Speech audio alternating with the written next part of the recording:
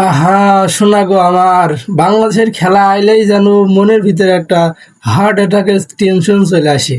এটা বাংলাদেশের টিম বলেই সম্ভব। আসলে বাংলাদেশের খেলা দেখতে গেলে যারা হার্ট অ্যাটাকের রুগী অবশ্যই খেলা দেখবেন না।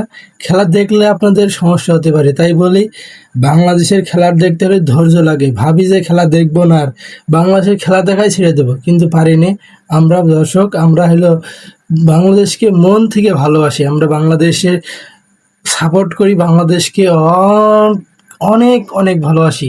তারপর বাংলাদেশের খেলা যখন দেখি ভাবি যে দেখবো না, এটাই শেষ দেখা, এই খেলার দেখা আজকেই শেষ, আর কোনো দিন দেখবো না।